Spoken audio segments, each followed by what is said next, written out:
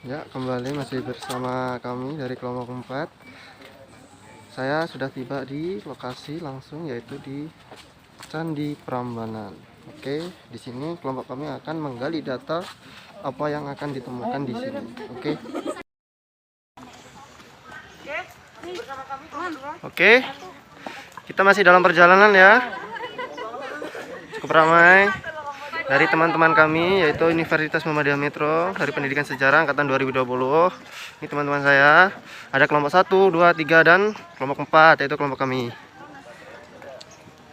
Sini ada editor terkenal dari HIMAS, Himpunan Mahasiswa Sejarah Universitas Muhammadiyah Metro. Gimana Mas Agil? Nanti videonya diedit-edit ya Mas Agil ya?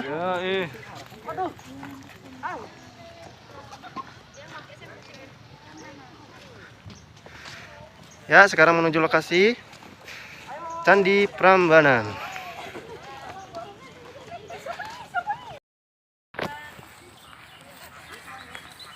Ini dia teman-teman, kita lihat dari dekat Candi Prambanan. Oke, di sini ini adalah Candi Prambanan ya. Oke Mas, lanjutkan Mas. Itu yang besar itu biasanya itu candi utama. Ya. Yang dari ketiga itu, yang pertama itu adalah yang paling gede itu adalah dari Candi Siwa. Oh, Candi Siwa ya Mas ya. Oke. Ya, ini kita dipandu. Ya, mulai ya. Oke, selamat datang di objek wisata Candi Prambanan bersama pemandu Pak Hari. Pak Hari. Ya. Pak Hari. Ya. Candi Prambanan ini dibangun oleh dinasti Mataram Sanjaya yang memeluk agama Hindu pada tahun 856 Masehi. Kalau Candi Borobudur dibangun oleh dinasti Mataram Sailendra yang memeluk agama Buddha pada tahun 824. Jadi antara Borobudur sama Prambanan itu lebih tua Borobudur sekitar 32 tahun. Nah, awal mula kata Prambanan berasal dari bahasa Sanskerta, namanya adalah para Brahmana. Para Brahmana. Para yang berarti banyak, Brahmana artinya adalah umat Hindu atau pendeta. Banyak pendeta untuk umat Hindu. Candi ini dibangun tujuannya untuk menghormati 3 dewa yang dinamakan Trimurti. Trimurti? Ya, Trimurti. Tiga murti dewa. Yaitu dengan adanya 3 dewa yang dinamakan Dewa Brahma, Dewa Wisnu, dan Dewa Siwa. Brahma adalah dewa pencipta, Wisnu dewa pemelihara, Siwa sebagai dewa pelebur atau perusak. Nah, yang awal mula candi ini seluruhnya ada 240 candi. Pada halaman dalam itu ada 16 candi pokok, yang di zona kedua ada 224 candi perwara. Secara keseluruhan semuanya ada 240 candi. 240? 240. Keseluruhan, Pak? Ya, bagiannya halaman dalam ada 16 candi, yang di zona kedua ada 224. Semuanya ada 240. Nah, kalau kita lihat sekarang Anda melihat batu-batu berserakan ini, karena dulu ini pernah rusak kena gempa bumi pada tahun 1006 yang dinamakan Mahapralaya. Maha adalah besar, Pralaya adalah bencana-bencana yang dahsyat, itu terjadi tahun 1006. Bersamaan Gunung Merapi meletus tahun 1006. 1006. Maka seluruh bangunan ini luluh lantak semua, tidak ada satu poin utuh, semuanya hancur. Ya. Kemudian baru candi ini ditemukan oleh seorang bangsawan Belanda yang bernama Cornelius Augustinus Loon. Augustinus Loon pada tahun 1733. Susah banget namanya. Ya, 1733 candi ini ditemukan oleh Cornelius Augustinus Loon. Keadaan masih di semak-semak hutan belukar. Ini Pak. Ya. Kemudian candi yang paling besar, Candi Siwa, itu mulai dipugar tahun 1926. 1926, selesainya tahun 1953.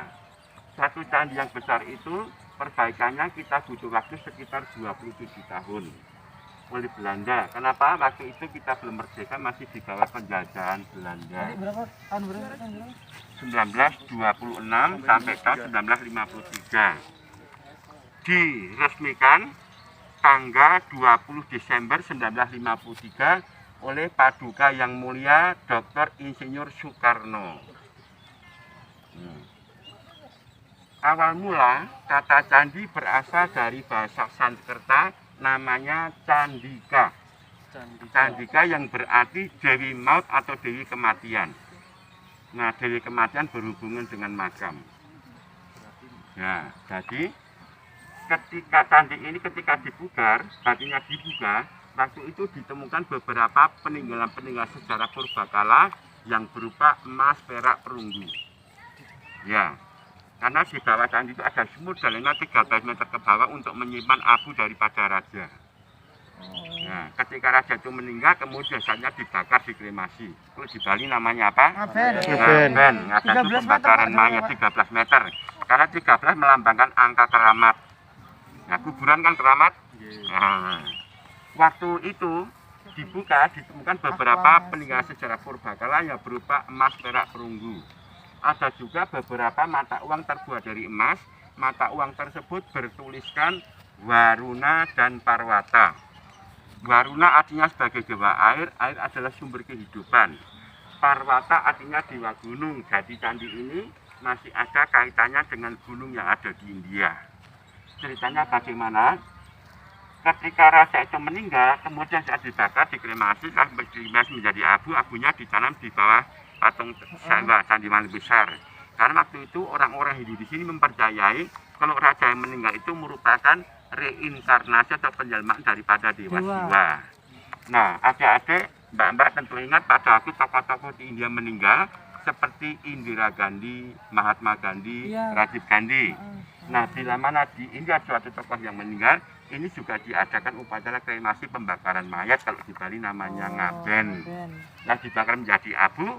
Abu dari tokoh-tokoh di India ini dibuang di puncak pegunungan Himalaya. Nah, karena apa? Pegunungan Himalaya merupakan tempat bersemayamnya para dewa.